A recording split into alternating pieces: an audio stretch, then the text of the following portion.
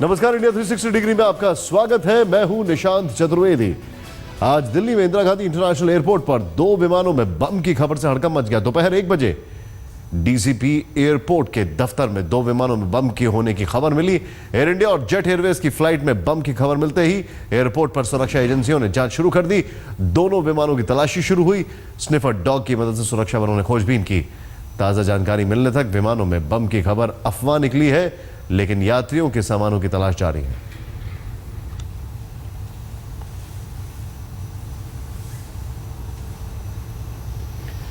दिल्ली में आज 2 विमानों में बम की खबर मिलने के बाद जांच जारी है। वहीं गणतंत्र दिवस से ठीक 1 दिन पहले यानी सोमवार को भी जेट के विमान में बम की खबर थी, जो अफवाह निकली थी।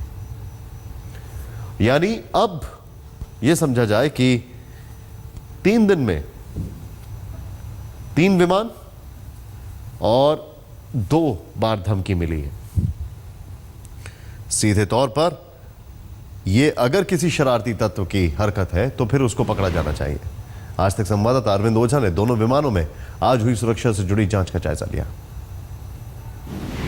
इस वक्त मैं दिल्ली इंटरनेशनल एयरपोर्ट पर मौजूद हूं और दिल्ली के डीसीपी एयरपोर्ट के दफ्तर पर 2 विमानों में बम की खबर है। आपको दिखाना चाहूंगा, जो सामने एयर इंडिया की जो फ्लाइट्स है जिसका नंबर AI-215 है, और दूसरी तरफ जो जेट एयरवेज की जो फ्लाइट है जिसका नंबर 9W260 है। दोनों ही जो विमान है उसमें बम की सूचना आई थी तकरीबन 1:05। और तस्वीरें जो आप देख पा रहे हैं, स्निफर डॉग की मदद ली जा रही है। जो जितने भी यात्रियों के जो लगेज थे, जो सामान थे, उसकी जांच की जा रही है। 1:05 पर यह सूचना डीसीपी एयरपोर्ट को VoIP यानी वॉइस ओवर इंटरनेट प्रोटोकॉल के जरिए यह सूचना दी गई कि दोनों ही विमान में बम रखा हुआ। उसके बाद जो डीसीपी एयरपोर्ट है उन्होंने एहतियातन इस बात की सूचना दी। और सामने की तरफ जो एयर इंडिया की आप फ्लाइट देख पा रहे हैं, उस फ्लाइट में फिलहाल जांच चल रही है। और दूसरी तरफ आप देख पा रहे हैं जो सामान है यात्रियों का, उसे निकाल कर रखा गया है। जो तमाम सुरक्षा कर्मी हैं, जो स्निफर डॉग्स हैं, उनकी मदद ले रहे हैं। यहां आपको बता दूं कि जो जेट एयरवेज की जो विमान है जिसका नंबर 9W260 है, उसमें 2 दिन पहले भी यह सूचना आई थी। डीसीपी एयरपोर्ट को बाकायदा कॉल करके कहा गया था कि सीट नंबर 18 के नीचे बम रखा गया है, लेकिन जांच में कुछ भी नहीं पता चला।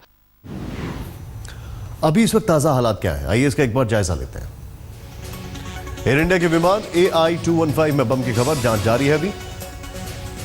जेट एयरवेज के विमान 9W260 में बम की खबर, यहां पे भी जांच जारी है। एयरपोर्ट के आसपास देखा संदिग्ध बलून, इसकी भी जांच जारी है। 25 जनवरी को जेट एयरवेज विमान में संदिग्ध सामान की खबर, वो अफवाह निकली। बाड़मेर में बलून को मार गिराए जाने के मामले में साफ हो गया है कि उसमें विस्फोटक नहीं था।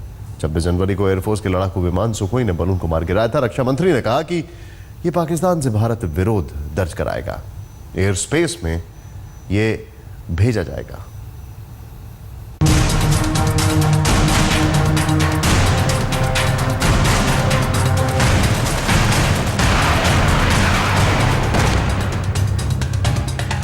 जमीन से 8 किलोमीटर की ऊंचाई पर उड़ रहा था बड़ा सा एक बैलून, करीब 3 मीटर की गोलाई वाला। आसमान में बैलून की ये तस्वीरें सांकेतिक हैं, लेकिन कुछ इसी तरह से राजस्थान के बाड़मेर में आसमान में उड़ता एक बैलून गणतंत्र दिवस के दिन वायुसेना के रडार पर दिखा। उसके कुछ मिनट बाद ही एक्शन में आ गए वायुसेना के सुखोई 30 लड़ाकू विमान। बाड़मेर के ऊपर मंडरा रहे बैलून से खतरे की आहट हुई तो एयरफोर्स ने बिना देर किए मोर्चा संभाल लिया। पिछले साल खुफिया एजेंसियों ने अलर्ट किया था कि लश्कर-ए-तैयबा बम धमाके के लिए बैलून का इस्तेमाल कर सकता है। इसी वजह से बम स्क्वाड और गरुड़ कमांडो के साथ सुखोई 30 विमान एक्शन में आ गया और 30 mm गन से हमला बोल दिया गया।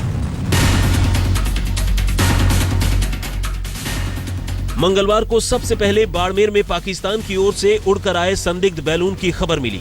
उसी दिन शाम तक पाली में भी संदिग्ध बैलून से हड़कंप मच गया, लेकिन एयरफोर्स का दावा है कि बाड़मेर में 8 किलोमीटर की ऊंचाई पर उड़ते बैलून को सुखोई 30 ने मार गिराया और वही बैलून पाली में जाकर गिरा। उस पर लिखा था हैप्पी बर्थडे।